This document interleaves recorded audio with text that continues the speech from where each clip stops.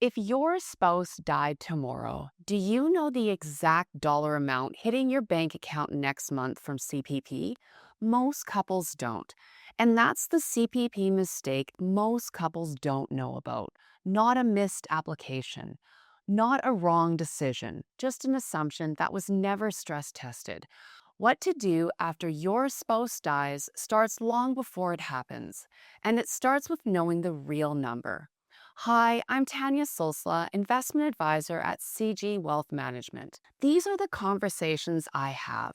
A surviving spouse calls me, the paperwork in front of them, realizing the income they planned around doesn't exist the way they thought it did. And almost every time, it comes down to three things they didn't know to check. Today, I'm going to show you exactly what those three things are, so you're not finding out about them at the worst possible moment. If you find this valuable, don't forget to like, comment, and subscribe for more expert financial content. Here's what we're covering.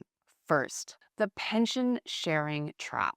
Why a strategy that made complete sense while you were both alive can silently eliminate part of the surviving spouse's income the day one of you dies.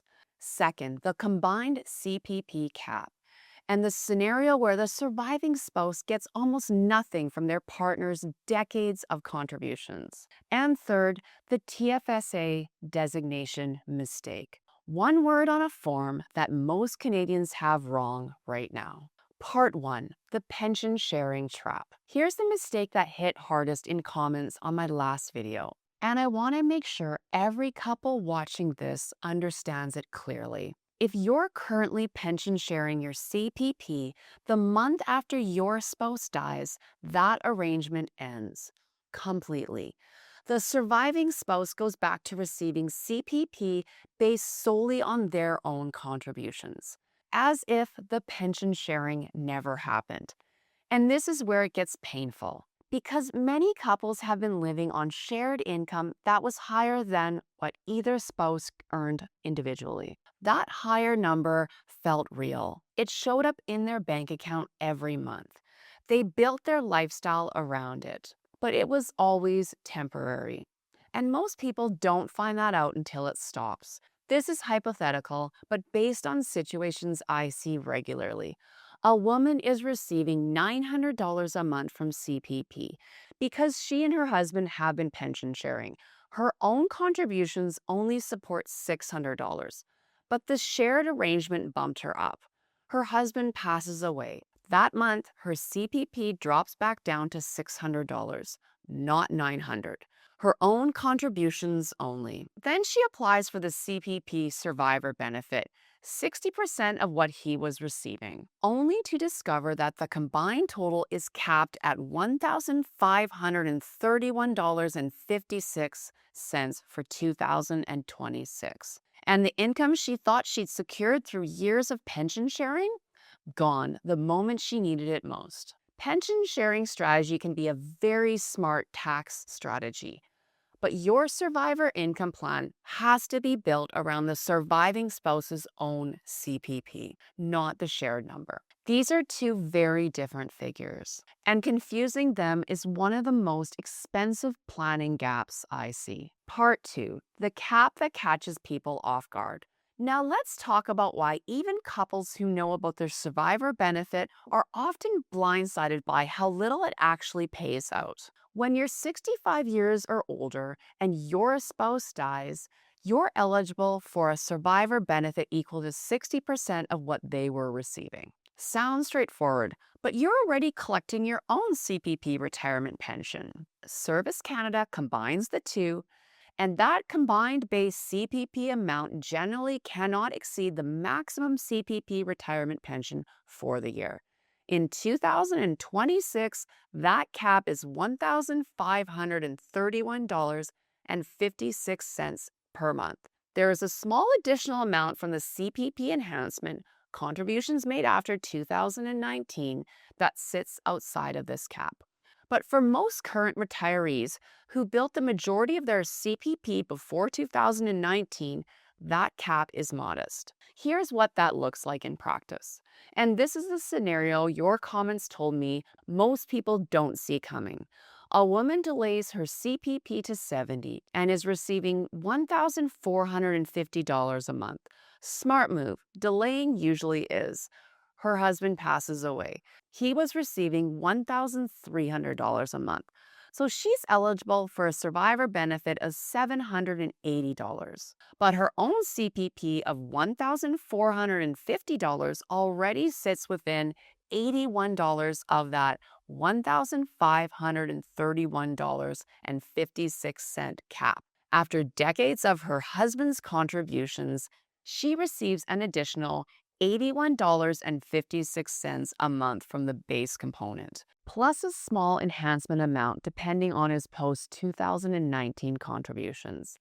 $81 from decades of contributions.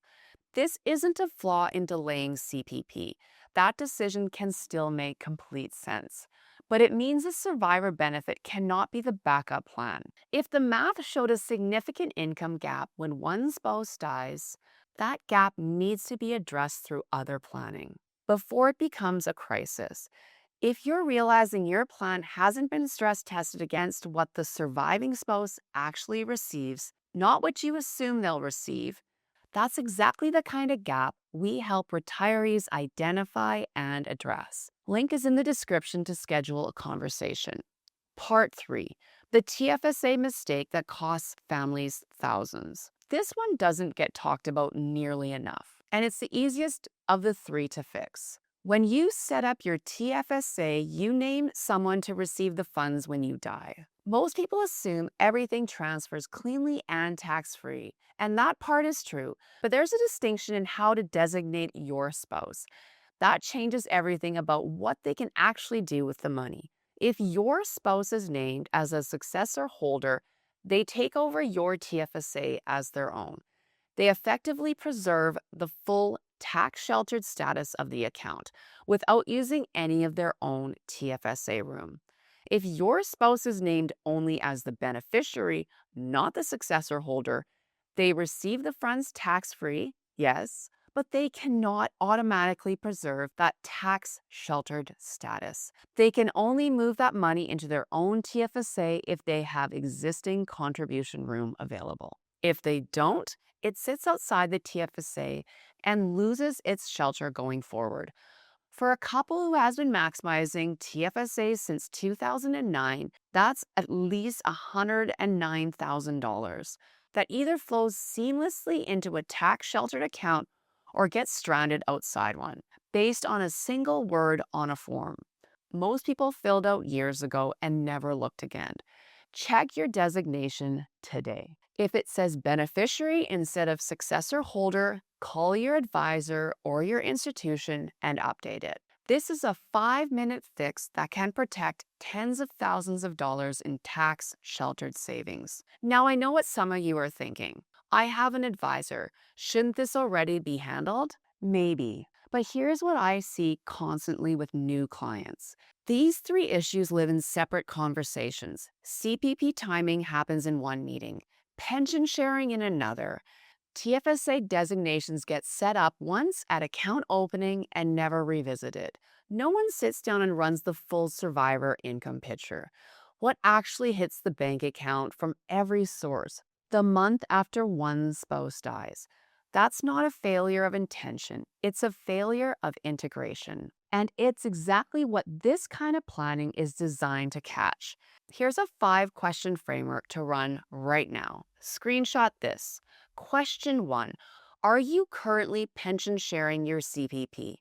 If yes, calculate the surviving spouse's income using their own contributions only, not the shared amount. This is the number that your plan needs to be built around. Question 2. What is the surviving spouse's own CPP? And how close does it sit to the $1,531.56 combined cap?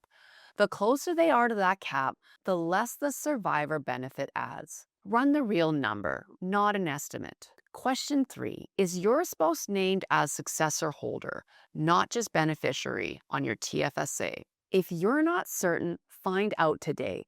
This is the easiest fix on this entire list. Question 4.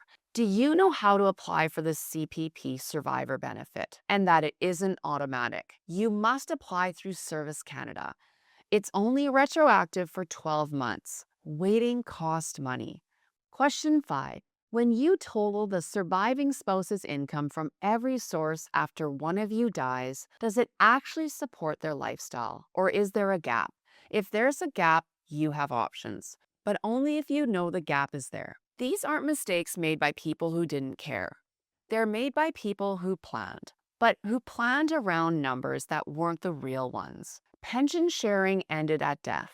The combined CPP cap hitting harder than expected. A TFSA designation with the wrong word on it. Each one feels like a small administrative detail until it's the surviving spouse sitting across from someone like me, realizing the plan they counted on has a hole in it. You have time to fix this, but only if you know what to look for. If you've covered this ground with your advisor recently and you're confident in the numbers, that's exactly where you want to be. But if you haven't or you're not sure, that's what a second opinion is for. If you want a second opinion on your plan, book a time with me using the link in the description below. See you at the next video.